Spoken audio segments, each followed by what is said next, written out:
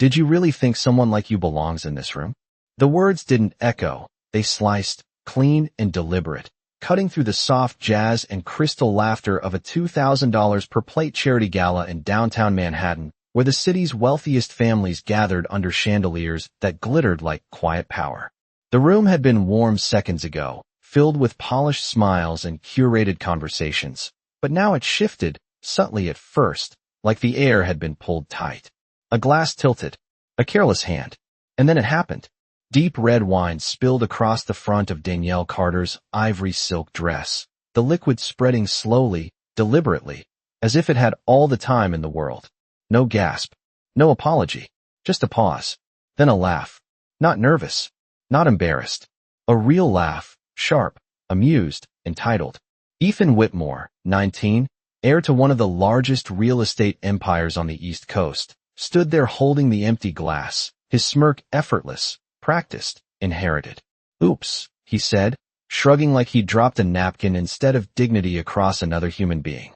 Behind him, his parents didn't intervene. They didn't correct him. They smiled. His mother let out a soft chuckle, lifting her champagne flute like this was entertainment. His father reached into his jacket, already pulling out a checkbook, as if respect could be reimbursed in ink. Around them, the room responded in layers. Some guests turned away, pretending not to notice. Others leaned in, curiosity flickering behind polite expressions. A phone lifted discreetly in the back. Another guest whispered something behind a manicured hand. No one stepped forward. No one said stop. And in the center of it all stood Danielle Carter, motionless, the wine still dripping, one dark red line tracing its way down the curve of fabric before falling silently to the marble floor. She didn't reach for a napkin. She didn't react. She didn't even blink right away. Because this wasn't new. Not the look. Not the assumption. Not the quiet agreement in a room full of people who had already decided who belonged and who didn't. 20 years ago, it had been a different room, a different kind of silence, but the same conclusion written across faces that never needed to say it out loud. And now here it was again, wrapped in designer suits and polite laughter.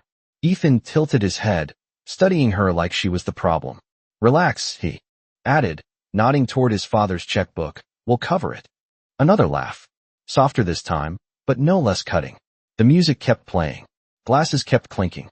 But something underneath it all had shifted, something quiet and irreversible. Danielle finally moved, but not to wipe the stain. Not to respond to the insult. Her eyes lowered, just slightly, to the thin gold watch resting on her wrist. 5 o'clock, the second hand ticked forward. Calm. Precise. Unbothered. She exhaled once, steady and controlled, as if the entire room had just stepped into a moment it didn't yet understand. Because what no one there realized, not Ethan, not his laughing parents, not the crowd watching from a safe distance, was that they hadn't just embarrassed a stranger. They had just made a decision. And decisions like that had consequences. The room did not move forward after the laughter. It hovered there suspended in a strange, fragile stillness, as if even the music was waiting to see what Danielle Carter would do next. But she did not rush. She did not react the way they expected. Instead, she lifted her gaze slowly from the stain to the people in front of her, and for a brief second her eyes passed over Ethan without emotion, without anger, without even acknowledgement, as if he were already irrelevant, and that was the first shift no one could quite explain, because arrogance feeds on reaction and she gave him none, not a word, not a gesture, just silence that felt heavier than any confrontation, and it unsettled him in a way he did not understand, his smirk faltering for half a heartbeat before he recovered, glancing toward his parents for reassurance. But they were still smiling, still confident, still anchored in the belief that money controlled outcomes, that situations like this always ended the same way, with an apology forced downward and a problem quietly removed. Yet Danielle did not step back. She did not accept the check his father now held halfway between them, the paper hovering in the air like an assumption, and instead she turned slightly, just enough to take in the room, the marble floors, the gold-trimmed columns, the rows of familiar faces who recognized power when it was loud but struggled to see it when it was quiet, and somewhere near the edge of the crowd a young event coordinator, named Rachel Kim, tightened her grip on the tablet in her hands, her eyes flicking from Danielle to the guest list she had reviewed earlier that afternoon. Something about the name Carter pulling at her memory like a thread she had not finished tracing. She had seen it before, not just once but repeatedly, attached to something larger than a gala reservation, something tied to a pending agreement that had been whispered about all week among the event staff. A deal so large it could reshape the future of Whitmore Holdings, and now, that same last name stood in front of her, stained but unmoved, while the family it was connected to stood laughing. And Rachel felt it before she understood it, that quiet drop in her stomach that comes when a situation is about to turn, not gradually but completely. And she took a small step forward, almost without realizing it, her voice low but edged with urgency as she leaned toward one of her colleagues, saying, "I think that is her." But the words barely left her lips before Ethan spoke. Again, louder this time, filling the silence that had grown uncomfortable, asking if anyone had a napkin as if the moment were trivial, as if dignity could be wiped away as easily as spilled wine. And a few guests chuckled politely, eager to restore the illusion of normalcy. But Danielle did not reach for the offered cloth when a server approached. She simply raised her hand slightly, stopping the gesture before it reached her, her composure intact, her breathing even, her presence now commanding attention in a way that had nothing to do with appearance and everything to do with control. And as the second hand on her watch continued its quiet movement, for minutes and 30 seconds remaining, she slipped her phone from the small clutch at her side, not hurried, not hidden, just deliberate, her thumb hovering over the screen for a fraction of a second before she tapped once. And somewhere far from the polished floors of that ballroom, in an office lit by rows of monitors and quiet efficiency, a notification appeared, simple, direct, unmistakable. And back in the room, Danielle Carter finally spoke, her voice calm, measured, and impossible to ignore as she said nothing about the stain, nothing about the insult, only 4 words that landed with far more weight than anyone there was prepared for. "Begin the review now." The words did not echo loudly across the ballroom, but they traveled fast, slipping through conversations and polite laughter like a quiet signal that something unseen had just been set in motion. And while most guests did not understand what had changed, they felt it, a subtle tightening in the air, a shift in posture, a pause in the rhythm of the evening that no amount of background music could fully smooth over. Because power when activated does not need volume, it only needs precision. And Danielle Carter stood there unchanged on the surface, the stain still visible, the room still watching. But beneath that stillness something had already begun to move far beyond the walls of that event, and the first visible crack appeared not in her, but in the people who had laughed. Ethan Whitmore adjusted his jacket slightly, his confidence still present but no longer effortless, his eyes flicking briefly toward his father as if checking that the script was still intact, that this was still just another moment they could buy their way out of. But his father no longer looked entirely amused. The check still in his hand now seemed out of place, suspended between offering and uncertainty, because there was something in Danielle's tone that did not match the situation they believed they controlled, something that did not ask, did not negotiate, did not react. It simply initiated, and that difference began to register slowly, uncomfortably, like a realization arriving too late to stop. What had already been triggered, across the room Rachel Kim's fingers moved quickly across her tablet now, no longer hesitating, pulling up the internal notes she had skimmed earlier, the acquisition brief, the one labeled confidential, the one tied to Whitmore Holdings' expansion into 3 new markets. And there it was again, the name Carter Global Holdings, listed not as a partner, not as a minor investor, but as the primary financial backer, the one entity without which the entire deal collapsed. Her breath caught slightly as the connection locked into place, her eyes lifting back toward Danielle with a clarity that replaced doubt. And she whispered again, this time more certain, "That is her." But the words did not need to spread because the consequences already were. A vibration in a phone, subtle but sharp, broke through the moment as Whitmore Sr. glanced down instinctively, expecting nothing more than a routine message. But what he saw did not match routine, his expression shifting almost imperceptibly at first, the kind of controlled reaction that comes from years of managing public image. But control has limits, and uncertainty is harder to mask when it arrives without warning.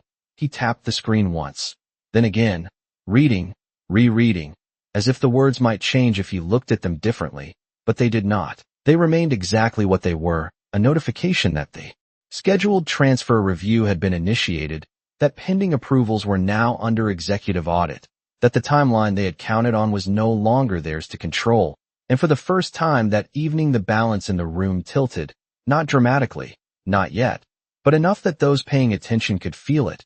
Ethan noticed it too, the shift in his father's posture, the slight tightening around his eyes, and he frowned, confused, his earlier confidence now searching for footing. Because this was not how these moments were supposed to go. The person embarrassed was supposed to leave, the room was supposed to reset, and they were supposed to remain untouched. But Danielle had not left, she had not argued, she had not even defended herself, and somehow that had become the most disruptive action of all. She stood there as if anchored, as if the entire situation had already been measured and accounted for, her gaze steady, her presence now pulling focus in a way that made everything else feel secondary. And as the second hand on her watch continued its steady movement, for minutes and 12 seconds remaining, the truth began to surface not through announcement, but through realization, quiet, undeniable, and impossible to reverse. The silence did not break all at once. It fractured in pieces, small reactions spreading across the room like ripples that no one could quite trace back to their source. Because now it was no longer just about a stain or a careless act. It was about something far less visible and far more dangerous. Uncertainty, and uncertainty does not announce itself loudly. It shows up in glances, in tightened expressions, in the way conversations lose their rhythm and never quite recover. And Danielle Carter stood at the center of it all, unchanged, her posture steady, her breathing calm, her presence no longer blending into the room, but quietly commanding it, as if the entire evening had shifted its axis without anyone officially acknowledging it. And near the back, Rachel Kim took another step forward, no longer hesitant, her voice still low, but now urgent enough to carry to the colleague beside her, saying she is not just on the list, she is the list. And that sentence, though barely above a whisper, carried a truth that was already unfolding. Because the deal everyone had been celebrating that night, the expansion, the future, the headlines, that had not yet been written, all of it was tied to one decision point, one approval, one entity that until now had been treated like a formality rather than a foundation. And that misunderstanding was beginning to correct itself in real time. Whitmore Sr. lowered his phone slowly, but not before the shift in his face became impossible to hide. The confidence that had anchored him just minutes ago now replaced with something sharper, something more alert, his mind moving quickly through scenarios, through contacts, through possibilities, trying to regain control over a situation that no longer responded to his assumptions. And he looked up at Danielle again. This time not with dismissal, but with calculation, as if trying to reconcile the image in front of him with the implications unfolding behind the scenes. And for the first time, he did not speak immediately, because the usual response, the easy response, the one that had always worked, suddenly felt inadequate, and beside him Ethan sensed it fully now, the subtle but undeniable shift in his father's demeanor, the absence of reassurance, the lack of immediate correction, and confusion crept into his expression, replacing arrogance with something less certain, his eyes moving between his parents and Danielle, as if waiting for someone to restore the balance he believed was natural. But no one did, because the balance had already moved. And across the room a second phone vibrated, then a third, not loudly, not disruptively, but enough that those holding them could not ignore it. Brief glances downward, brows tightening, quiet exchanges beginning to form, fragments of information connecting faster than anyone expected, and the atmosphere thickened, not with chaos but with realization, the kind that settles in slowly and then all at once. And Danielle remained still through all of it, her gaze steady, her focus unwavering, as if she had already seen this moment play out before it ever began. And in her mind, unspoken but present, a memory surfaced not as distraction but as context. A younger version of herself standing in a room not unlike this one, dressed carefully, prepared, hopeful, only to be met with the same quiet dismissal, the same unspoken judgment that decided her place before she had the chance to define it. And that moment had not broken her. It had built something far more enduring, a standard, A line that once crossed would not be negotiated, and now standing here again. Years later, the pattern had repeated, but the outcome would not.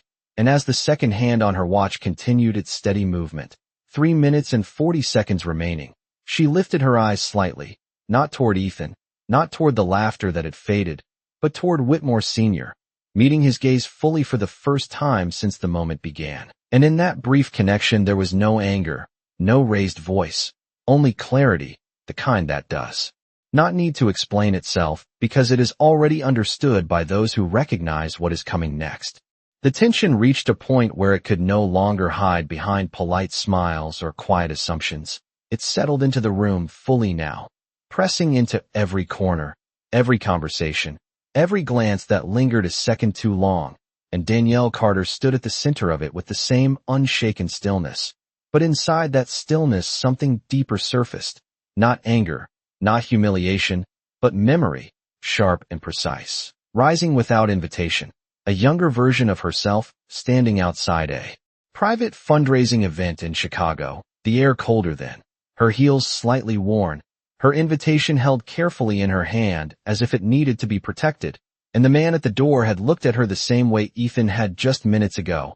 A quick scan, a quiet decision, followed by words that did not need to be loud to be final, telling her the event was for invited guests only. Even as she showed the card that proved she belonged, even as she explained calmly, even as she stood there, refusing to leave at first, until the weight of the room, the eyes, the silence around her made the decision for her, and she walked away that night not defeated but changed, because that moment had taught her something no business school ever could, that access given is fragile but power built is permanent.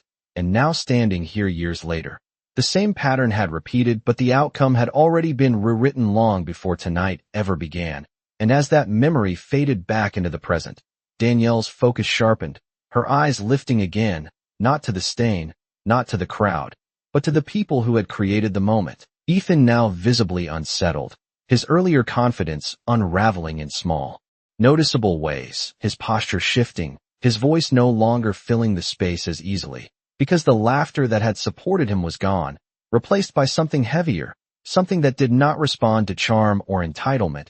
And beside him Whitmore Sr. checked his phone again, then again, each glance bringing less clarity instead of more. The updates arriving faster now, messages from associates, from legal, from internal teams, all carrying the same underlying tone. Something has changed, something is being reviewed, something is no longer certain. And certainty had always been his strongest asset, the foundation of every decision, every deal, every calculated risk. But now that foundation felt unstable, shifting beneath him in a way he could not immediately correct. And that was the moment the room fully understood, not through an announcement, not through a raised voice, but through the visible unraveling of someone who was supposed to be in control. And across the space Rachel Kim no longer whispered. She stepped forward enough to be heard, her voice steady despite the tension, saying quietly but clearly to those nearest, "The deal is tied to her approval." And the words moved quickly, not loudly, but efficiently, passing from one guest to another, each repetition adding weight, adding context, turning confusion into recognition.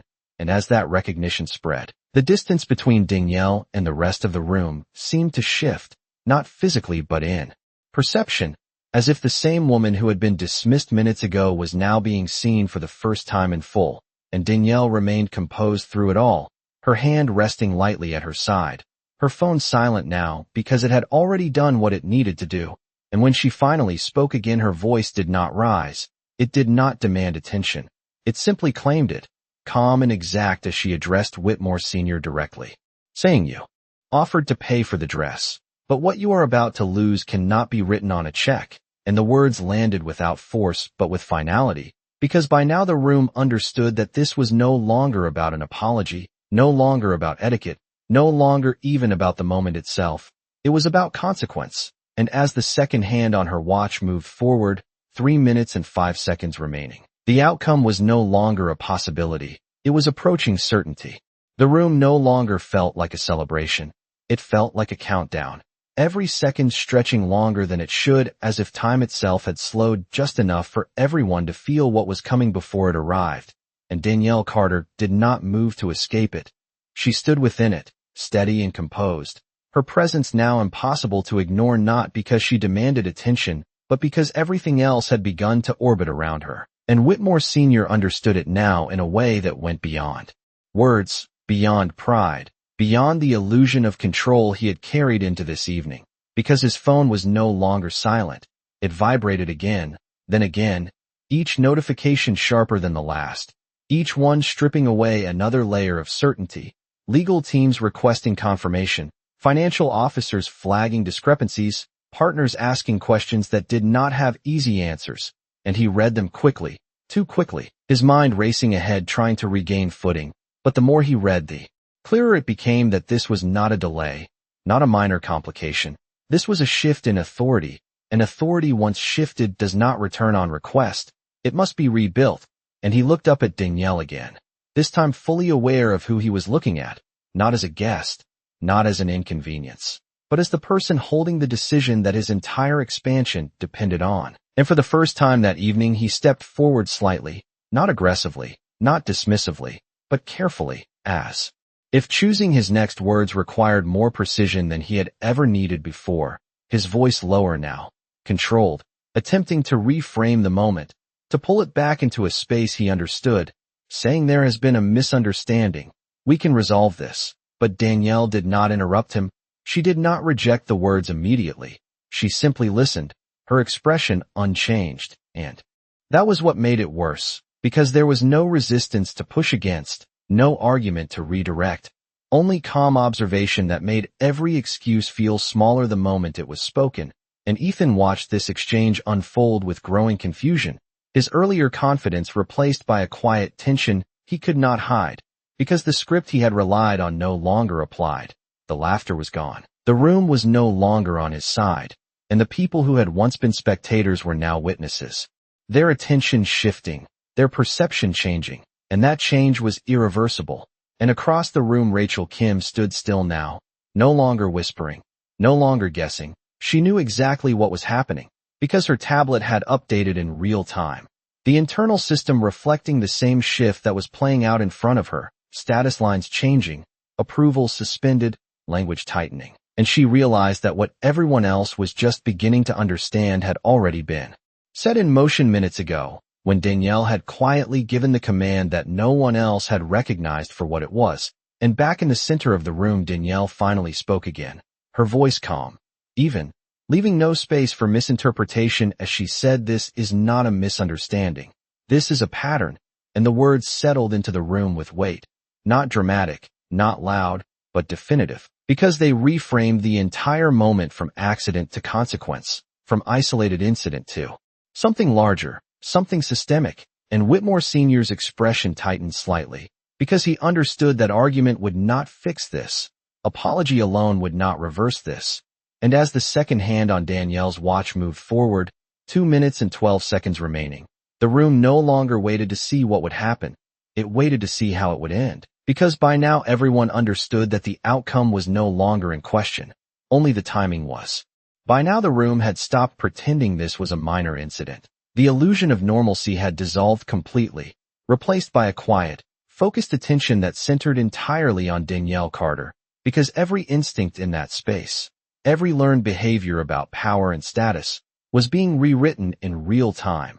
And Whitmore Sr. felt it most clearly, not just in the notifications continuing to arrive on his phone, but in the way the room itself had turned.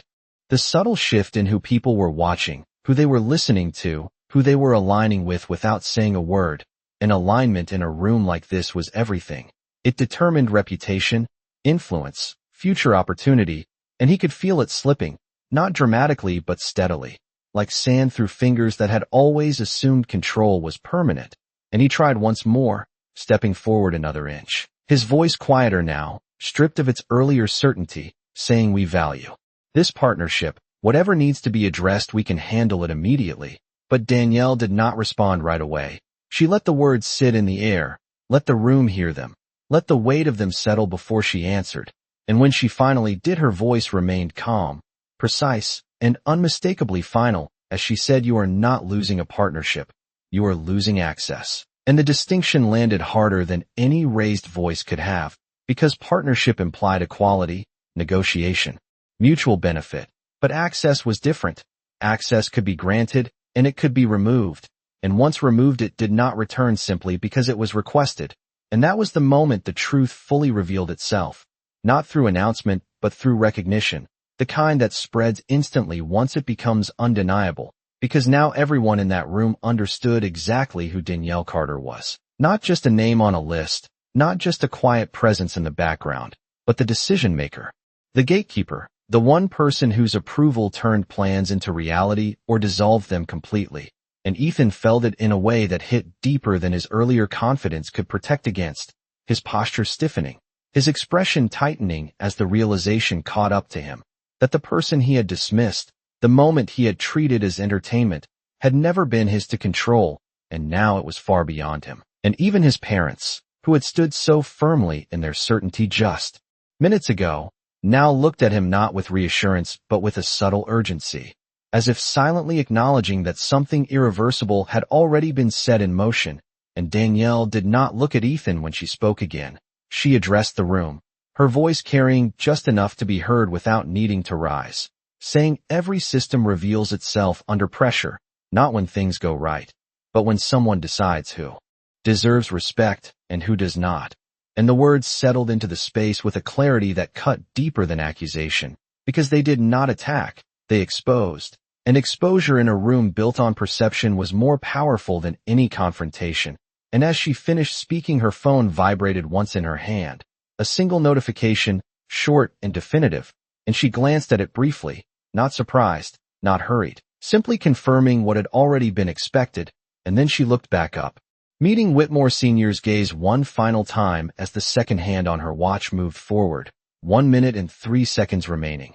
And in that moment the countdown no longer felt like anticipation, it felt like inevitability, because the decision had already been made, the process had already begun, and all that remained now was for the room to witness the outcome. The moment did not arrive with noise, it arrived with certainty, quiet and absolute. As Whitmore Sr.'s phone vibrated again, not once, but in rapid succession now, each alert stacking on top of the last, until even he could no longer pretend this was manageable, his thumb moving across the screen faster, his breathing no longer as steady, because the language had changed, the tone had shifted from inquiry to confirmation, and the message at the center of it all was no longer subtle, it was direct, unmistakable, final. The pending agreement had been terminated effective immediately, all associated funding withdrawn, all scheduled transfers canceled, and for a fraction of a second, he simply stared at the screen as if refusing to process what he already understood. But reality does not wait for acceptance, and it moved forward without him. And this time, he could not contain the reaction, his composure cracking just enough for those closest to see it, the slight drop in his shoulders, the tightening of his jaw, the way his eyes lifted back to Danielle not with calculation, but with recognition of consequence, real and immediate. And beside him Ethan saw it too, the shift fully visible now, the absence of control, the absence of certainty, and confusion turned quickly into something heavier, something closer to realization, because the situation he had created no longer belonged to him. It had expanded beyond his reach, beyond his influence, beyond anything his last name could correct, and around them the room absorbed the moment in silence, not the earlier silence of discomfort, but a new one, heavier, charged, because now everyone understood exactly what had just happened, not through announcement, but through outcome, through the visible collapse of something that had been considered guaranteed only minutes ago. And across the space Rachel Kim exhaled slowly, her eyes fixed on her tablet where the system had already updated, status lines turning red, approvals removed, the deal no longer pending but gone, and she looked up at Danielle with a mixture of awe and clarity, because what had seemed like a quiet presence had just reshaped the entire trajectory of one of the most powerful families in the room, without raising her voice once. And Danielle herself did not move immediately after the confirmation. She did not step forward, did not react, did not claim the moment. She simply allowed it to exist, allowed the room to catch up to what had already been decided, her posture still composed, her expression unchanged, because this was never about performance. It was about principle. And when she finally spoke again, her voice was as calm as it had been from the beginning. But now every word carried a weight that no one could ignore. As she said, "You did not lose this tonight. You revealed why it was never yours to keep." And the words settled into the room with a finality that did not invite response. Because there was nothing left to negotiate, nothing left to correct, and Whitmore Sr. lowered his phone slowly. The reality fully set in, while Ethan stood beside him, no longer speaking, no longer laughing. The earlier moment now distant and irreversible.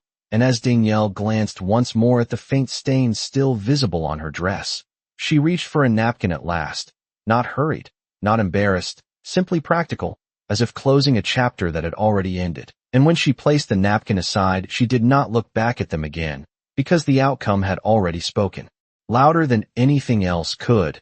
And in that room filled with wealth and influence, the most powerful statement had been made without volume, without spectacle, only with certainty. No one rushed to fill the silence after that, because there was nothing left to fix, nothing left to reinterpret. The moment had already resolved itself in the only way it could, and what remained now was not tension but understanding, the kind that settles slowly into a room and changes how every person inside it will remember what just happened. And Danielle Carter did not stand there waiting for acknowledgement. She did not look for validation in the faces around her. She simply adjusted the edge of her sleeve with the same calm precision she had carried from the beginning, as if the entire sequence had been expected, accounted for, already closed in her mind. And when she finally took a step forward, it was not toward anyone who had wronged her, not toward Ethan, not toward his parents, but toward the exit, her movement unhurried, measured, controlled, and the room responded without being told, subtle shifts in posture. A path opening naturally as people stepped aside, not out of obligation but out of recognition, because respect, once understood, does not need to be requested. And as she passed through the crowd, a few eyes lowered, a few voices softened, not out of fear but out of awareness, the kind that lingers long after the moment is over. And behind her, Whitmore Sr. remained still, his phone now quiet in his hand but heavy with consequence. His thoughts moving rapidly through what had just been lost, not just a deal measured in hundreds of millions, but credibility, leverage, future opportunity, all undone in a matter of minutes, not by aggression but by exposure. And Ethan stood beside him without speaking, the earlier arrogance gone, completely, replaced by something quieter, something more permanent, the realization that actions do not disappear simply because they were not meant to matter. And across the room, Rachel Kim lowered her tablet slowly, her expression thoughtful, because she understood something others were only beginning to process, that what had just happened was not about power being taken, it was about power being revealed. And as Danielle reached the edge of the ballroom, she paused for just a brief moment. Not to look back, not to revisit what had already ended, but to speak one final time, her voice calm, steady, carrying just enough to reach those closest and ripple outward beyond them, saying respect is not proven when everything is comfortable. It is proven in the exact moment you think it does not matter. And then she continued forward, her heels soft against the polished floor, the sound fading as she moved beyond the room that had tried to define her before it understood her. And long after she was gone, the space did not return to what it had been, because something had shifted permanently. Not just in outcome, but in perspective, in the quiet recognition that dignity cannot be assigned by appearance, that silence does not mean absence of power, and that the most decisive voices are often the ones that never needed to be raised at all. And in that realization, the night carried on, but not unchanged, because everyone there had witnessed something they would not easily forget, a moment where composure outweighed arrogance, where clarity replaced assumption, and where one decision, made without noise, redefined everything that followed.